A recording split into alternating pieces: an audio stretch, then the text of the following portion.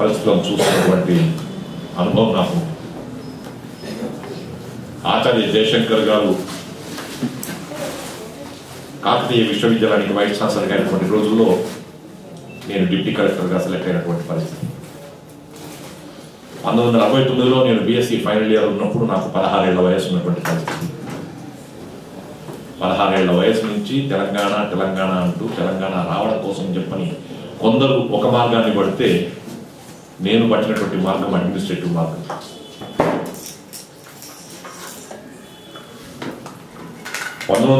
లో విద్యార్థి నాయకుడిగా ఉన్నప్పుడు సిద్దిపేటలో తెలంగాణ ప్రజా సమితికి నేను కార్యవర్గ సభ్యుడిగా ఉండి మెదక్ జిల్లా, కరీంనగర్ జిల్లా రెండింటిని కూడా పర్యవేక్షించడానికి నాకు అప్పుడున్నటువంటి చెన్నారెడ్డి గారు కానీ, మదన్మోహన్ గారు కానీ, మల్లికార్జున గారు అందజేస్తే అప్పుడు పబ్లిక్ ఎగ్జామినేషన్స్ 10th క్లాస్ జరుగుతూ ఉన్నప్పుడు వాటిని అడ్డుకోవడానికి కోసం ఇప్పుడు చేసిన ప్రయత్నంలో 1969-70 మధ్యకాలంలో సంగారెడ్డి డిస్ట్రిక్ట్ జైల్లో తెలంగాణ విద్యార్థి నాయకుడిగా నేను జైల్లో 2 నెలల పాటు ఉన్నాను. ఎందుకు ఈ మాట చెప్తున్నాను అంటే, జైలుకు వెళ్ళడం అనేటువంటిది చాలా మంది అనుకుంటాం, వింటుంటాం, కానీ అనుభవించినటువంటి వాడిని. 16 ఏళ్ల వయసులో నేను విద్యార్థి నాయకుడిగా నేను సిద్దిపేట రోడ్ల మీద తిరుగుతూ ఉన్నప్పుడు నా జేబులో 10 పైసలు మాత్రమే ఉంటే ఆనాడు పొందిన ఆనందం నేను ₹1,00,000 జీతగాడిగా ఐఏఎస్ ఆఫీసర్ అయినాక నాకు కలగల. ఎందుకంటే ఆనాడు నాకు బరువు బాధ్యతలు లేవు. ఆనాడు నేను కేవలం విద్యార్థిని మాత్రమే. ఆనాడు నేను మా నాన్న యొక్క ఛత్రం కింద ఉన్నటువంటి వాడిని. ఇంట్లో భోజనం చేసేసి బయటకు వెళ్ళేసేసి మళ్ళీ రాత్రి ఇంటికి భోజనానికి వచ్చేసేసేసినటువంటి వాడిని. తర్వాతి కాలంలో ఇప్పుడున్నటువంటి పరిస్థితుల్లో ఉండేటువంటి స్థితిగతులు వేరు, కుటుంబ పరిస్థితులు వేరు, సమాజంలో ఉండే స్థితి వేరు, నాకు ఉండేటువంటి బాధ్యతలు వేరు, ఆనందం వేరు, ఆలోచన వేరు, అనుభవం వేరు. ఒకటే మాట చెప్పడం ఏంటంటే, జేబులో 10 పైసలు పెట్టుకొని బాల్యంలో ఉండేటువంటి ఆనందం ₹1,00,000 జీతగాడిగా వచ్చినప్పుడు కూడా నాకు లేదు. ఎందుకు లేదు అని చెప్పంటే, బాల్యంలో ఉండేటువంటి రుచి అటువంటిది. బాల్యంలోనే కేవలం చదువుకు మాత్రమే పరిమితమయ్యి ఆటకో పాటకో కాకుండా ఆట పాటతో పాటు జీవితాన్ని కూడా రంగరింపజేసేసుకొని ఒక తెలంగాణ సోయిని పెంచుకొని తర్వాతి కాలంలో తెలంగాణ ఉద్యమం ఒక సద్దుమరిగినటువంటి పరిస్థితుల్లో కాదని చెప్పని ఎదురు తిరిగి ఏమి చేయలేనటువంటి పరిస్థితుల్లో ఎంఎస్సీ కెమిస్ట్రీతో యూనివర్సిటీ ఫస్ట్ 1972లో వచ్చి ఉస్మానియా యూనివర్సిటీ సైఫాబాద్ సైన్స్ కాలేజీలో లెక్చరర్గా అయినటువంటి రోజులు 1973. రిజల్ట్ రాకముందు ఎంఎస్సీ అయిపోగానే అప్పుడున్నటువంటి ఎంత మంచి రోజులో ఫైనల్ ఇయర్లో ఫిబ్రవరిలో ఉంటుండగానే చేతికి జూనియర్ లెక్చరర్గా అపాయింట్మెంట్ ఆర్డర్ వచ్చినటువంటి పరిస్థితి. చాలా మంది మనం ఆల్రెడీ లెక్చరర్ అయిపోతున్నామని చెప్పని పరీక్షల కంటే ముందే జూనియర్ లెక్చరర్స్గా కాలేజీల్లో తమకు తాముగా చేరినటువంటి పరిస్థితి. నేను మాత్రం ఎగ్జామినేషన్స్ రాసి నేను అప్పుడు మాత్రమే జాయిన్ అవుతానని చెప్పి నేను జూన్ జూలైలో జూనియర్ లెక్చరర్గా నేను మొట్టమొదటి జాయిన్ అయింది జగదేవ్పూర్లో. జగదేవ్పూర్కి వెళ్ళాలని చెప్పారంటే సిద్దిపేట నుంచి ₹3 పెట్టి ప్రజ్ఞాపూర్కి బస్సులో వచ్చి ప్రజ్ఞాపూర్లో దిగి అక్కడ ₹1 పెట్టి సైకిల్ తీసుకొని అక్కడి నుంచి 12 కిలోమీటర్లు వెళ్తే జగదేవ్పూర్ జూనియర్ కాలేజ్ వస్తుంది. అక్కడ సైకిల్ పెట్టేసేసేసి ఎవరితో మళ్ళీ సైకిల్ పంపించేసేస్తే వారం రోజుల నుండి మళ్ళీ శనివారం నాడు మళ్ళీ సిద్దిపేటకు పోతే మళ్ళీ సోమవారం పొద్దున సైకిల్ వేసుకొని జగదేవ్పూర్ పోతుండేటువంటి జీవితాన్ని గడిపి తర్వాత కాలంలో వాళ్ళ బుగ్గమన్ను పెట్టుకునేసేసి కాలంలో తిరుగుతున్నటువంటి అనుభవాన్ని కూడా సంపాదించినాను అని చెప్పండి. కేవలం నాకు భగవంతుని అనుగ్రహం, పెద్దల యొక్క ఆశీర్వాదం, తల్లిదండ్రుల యొక్క ఆశీర్వాదం అని చెప్పడానికి నేను చాలా ఆనందపడుతున్నాను. ఎందుకంటే ప్రతి వ్యక్తి యొక్క ఎదుగుదలకి మొట్టమొదటి దైవానుగ్రహం, రెండవది తల్లిదండ్రుల ఆశీర్వాదం, మూడవది గురువుల యొక్క ఆశీర్వాదం, నాలుగవది ఆత్మవిశ్వాసం.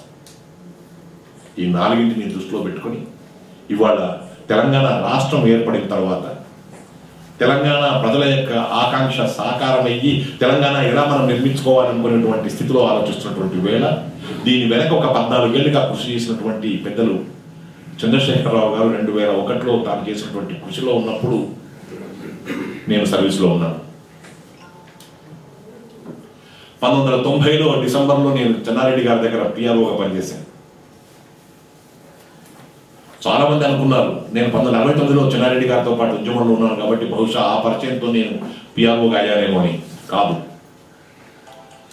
చెన్నారెడ్డి గారితో నాకు పరిచయం 1969-70 మధ్యకాలంలో ఉన్నటువంటిది. 71 తర్వాత మళ్ళీ నేను వారిని చూడడం కానీ మాట్లాడడం కానీ ఏమీ జరగల, మాట్లాడవద్దని చెప్పి అనుకున్నాను. చెన్నారెడ్డి మనకు తెలంగాణకి అన్యాయం చేసినాడు అని చెప్పని నమ్మినటువంటి వాళ్ళలో నేను ఒకరిని, తెలంగాణ ద్రోహి అని చెప్పి నచ్చినటువంటి విద్యార్థి నాయకుల్లో నేను ఒకరిని. చెన్నారెడ్డి ఆ రకంగా ప్రవర్తించకపోయినట్టయితే, ఇందిరాగాంధీ చెప్పినట్టు వినకపోయినట్టయితే, తెలంగాణ ఆనాడే వచ్చి ఉన్నట్టయితే తెలంగాణ యొక్క ముఖచిత్రం ఎలా ఉండేదో అని చెప్పని ఆలోచించినటువంటి వాళ్ళలో నేను ఒకరిని. కానీ ఆశ్చర్యం ఏంటంటే తర్వాత డిప్యూటీ కలెక్టర్ అయిపోయేసేసి తర్వాత కులీ కుతుబ్ షా డెవలప్మెంట్ అథారిటీలో పనిచేస్తున్నటువంటి రోజుల్లో పాత బస్తీలో నాకు ట్రాన్స్ఫర్ అయింది 1990 జనవరి ఫిబ్రవరి ప్రాంతంలో. ట్రాన్స్ఫర్ అవుతే మొట్టమొదటిగా సుల్తాన్ సలావుద్దీన్ ఓవైసీ చెన్నారెడ్డి గారితో మాట్లాడారు. ये बच्चा जो है 5 साल से जो काम कर रहा है उससे अपने गोल्ड सिटी में बहुत ही बड़ा काम हो रहा है. बढ़िया काम होने के वास्ते ये बच्चा अपने पास ही रहे तो बेहतर रहेगा. ये तो अभी IAS बन के आ चुके हैं. इसके पहले जो जलालुद्दीन साहब थे उनके वजह से कुछ नहीं हो सकता, कम से कम अन्नाचारी साहब की वजह से होगा. क्योंकि जरूर इधर ही रहना అని చెప్పి చెన్నారెడ్డికి చెప్తే చెన్నారెడ్డి ఇంకో రకంగా ధ్వనించిందని. ఆ తర్వాత బద్దంపాల్ రెడ్డి వెళ్ళి మాకు ఈయనే కావాలి అని దత్తాత్రేయ బద్దంపాల్ రెడ్డి వెళ్ళి పాత బస్తీలో నన్ను అక్కడే ఉండాలని చెప్పని అడిగినప్పుడు చెన్నారెడ్డి కలిగినటువంటి అనుభూతి వేరు. తర్వాత తెలుగుదేశం వాళ్ళు వెళ్ళేసేసేసి అప్పుడు తీగల కృష్ణారెడ్డి చంద్రబాబు నాయుడు తరఫున వెళ్ళి చెన్నారెడ్డి గారిని అడిగినటువంటి రోజు. సరే కాంగ్రెస్ సంగతి సరే సరే, ఈ మాటను ఎందుకు చెప్తున్నానని చెప్పంటే పబ్లిక్ సర్వెంట్గా ఉండేటువంటి వాడు ఏ ప్రాంతంలో ఉన్నా, ఏ భాషీయులైనా, ఏ మతం వాళ్ళైనా తాను విద్యుక్త ధర్మాన్ని తాను నిర్వర్తిస్తూ ఉన్నట్టయితే వారు ముస్లింలకా లేక హిందువులకా లేక బీజేపీ వాళ్ళకా లేక టీడీపీ వాళ్ళకా లేక కాంగ్రెస్ వాళ్ళకా ఎంఐఎం వాళ్ళకా అనేది కాదు, అందరికీ కూడా ఆమోదయోగ్యంగా ఉండేటువంటి వ్యక్తిగా ఉండడానికి అవకాశం ఉందని ఈ ఉదాహరణ. ఈ చెప్పినటువంటి మాటలన్నీ కూడా చెన్నారెడ్డి గారికి మరో రకంగా ధ్వనించి ఇంత అవసరం ఏమొచ్చింది అని చెప్పని ఒక దాదాపు 15 రోజుల పాటు దాని మీద స్పందన లేకుండా ఉండేటువంటి పరిస్థితి. అప్పుడు వీళ్ళందరూ కూడా ఒక రకమైనటువంటి ఉద్యమాన్ని లేపి అందరూ కూడా వెళ్ళి చెన్నారెడ్డి గారి ఇంటి దగ్గర తార్నాకలో కలుసుకున్నప్పుడు ఆయన అన్న మాట మై దేఖనా చాహతా హూं उसको. అప్పుడు కుమారస్వామి రెడ్డి గారు ప్రిన్సిపల్ సెక్రటరీ టు చీఫ్ మినిస్టర్గా ఉన్నారు. నన్ను పిలిపించారు. నేను చెన్నారెడ్డి గారి దగ్గరికి వెళ్ళడం జరిగింది. పాత బస్తీ నగరాభివృద్ధి సంస్థ 85వ సంవత్సరంలో నేను జాయిన్ అయ్యి 90 దాకా 5 ఏళ్లలో రకరకాల మార్పులు తీసుకొచ్చినటువంటి మాట నిజమే. అంతకుముందు ఎన్టీ రామారావు గారు పనిచేసేటువంటి పరిస్థితుల్లో అక్కడ కులీ కుతుబ్ షా స్టేడియాన్ని నిర్వహించడం జరిగింది. అక్కడ యువతలో మంచి చైతన్యాన్ని తీసుకోవడం కోసం చెప్పని పాత బస్తీ యువజనోత్సవం నిర్వహించడం జరిగింది.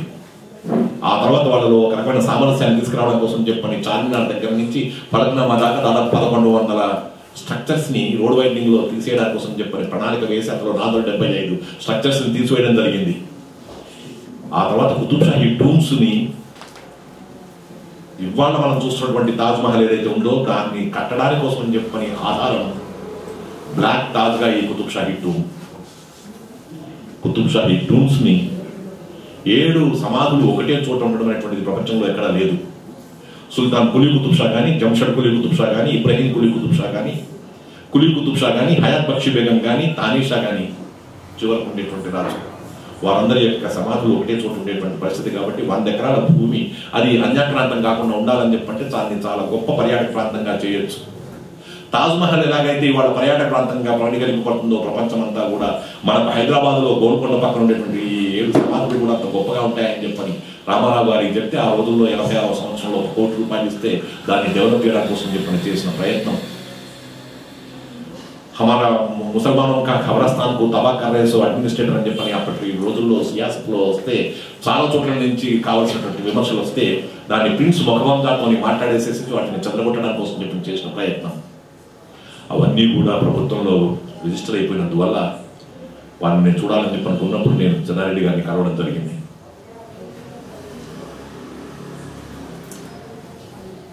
నగరాభివృద్ధి సంస్థకు ముఖ్యమంత్రి అధ్యక్షుడు, నేను చీఫ్ ఎగ్జిక్యూటివ్ని. అంతకుముందు ముఖ్యమంత్రి గారు స్వయంగా చెన్నారెడ్డి గారు నన్ను చూడాల, నేను తెలుపుకోవాలా, నా పరిచయాన్ని కూడా చేసుకోవాలా, 1969-70 ప్రాంతంలో ఉండేటువంటి అనుబంధాన్ని తెలుపుకోవాలా. ఆయన ముఖ్యమంత్రి, నేను కేవలం ఐఏఎస్ ఆఫీసర్గానే ఉన్నాను. ఆ నిబద్ధత పాటించడానికి ప్రయత్నం చేశాను. ఆయన ఛాంబర్స్లోకి వెళ్ళినటువంటి క్షణంలో ఆయన నన్ను మొట్టమొదటిగా చూసి అన్నటువంటి విషయం, క్యా సమజ్ బాదుషా సంస్థే క్యా అన్నాడు. అది మంచిగా చెడ ఏమి ఆ ధ్వని అని నాకు అనిపించలా, అర్థం కాల.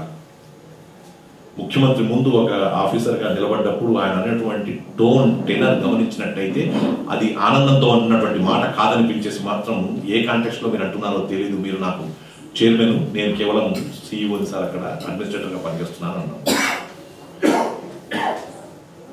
మీ గురించి చాలా మంది చాలా రకాలుగా చెప్పారు, నాకు మీ గురించి తెలుసు, నీకు నువ్వు చాలా గొప్పవాడు అనుకుంటున్నావు అని అన్నాడు. నేను అనుకోవడం లేదు సార్, బహుశా నేను అనుకుంటున్నాను ఎవరైనా చెప్పినట్టయితే పొరపాటు, కానీ చాలా మంది అంటున్నారు సార్ అని చెప్పాను. నేను మీరు వెళ్ళొచ్చు అన్నాడు. ఇది జరిగినటువంటి సంభాషణ. రెండవ రోజుకి నాకు అక్కడ PRO టు చీఫ్ మినిస్టర్గా ఆర్డర్స్ వచ్చాయి. నేను ఐఏఎస్ ఆఫీసర్గా PROగా పోవడం ఏమిటి అని అనుకున్నాను. చెప్పాను చెన్నారెడ్డి గారితో, నేను ఐఏఎస్ ఆఫీసర్ కాబట్టి నేను PROగా రాను అని, నీకు కావాల్సినటువంటి ఇస్తాను, కానీ నా దగ్గర పనిచేయాలంటే నువ్వు PROగానే పనిచేయాలన్నాడు. ప్రిన్సిపల్ సెక్రటరీ చీఫ్ మినిస్టర్ దగ్గరికి వెళ్ళి, నేను PRO ఏమిటి అని అంటే, చెన్నారెడ్డి గారి దగ్గర మారు మాట్లాడకుండా పనిచేసినట్టయితే నీకు మంచి అభివృద్ధి ఉంటుంది కాబట్టి PRO అయినా ఒకటే, ఏదైనా ఒకటి, ఇక్కడికి వచ్చిన తర్వాత అందరం ఒకటే, నేను కూడా PRO లాగానే ఉన్నాను కాబట్టి నువ్వు జాయిన్ అయిపో తొందరగా అని చెప్పాను అన్నాడు. నాకు ఇంకా ఆర్డర్స్ రాలేదు అన్నాను. చెన్నారెడ్డి గారు లోపలికి పిలిచేసేసి, జాయిన్ కాలేదా అయినా అంటే, పొద్దున్నే జాయిన్ అయినాడు సార్ అన్నారు. నాకు ఆర్డర్స్ రాలేదు ఏమి సార్ అని నేను అన్నాను. మీరు మాట్లాడకుండా ఉండండి, దాంట్లో తర్వాత వస్తాయి తప్పకుండా.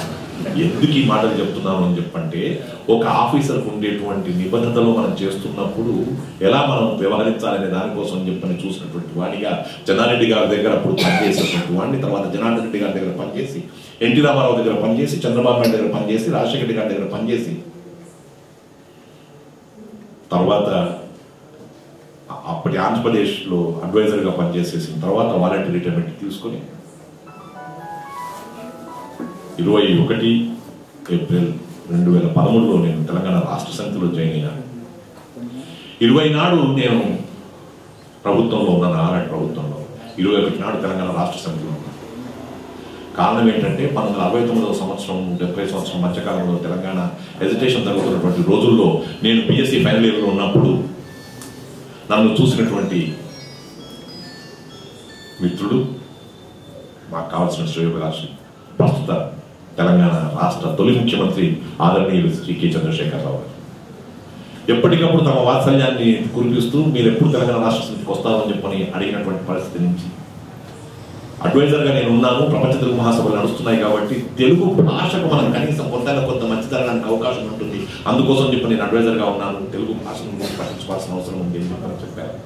ఏం జరిగిందన్న సంగతి మీకు అందరికీ తెలిసిన దాని గురించి నేను వివరించదలుచుకున్నాను.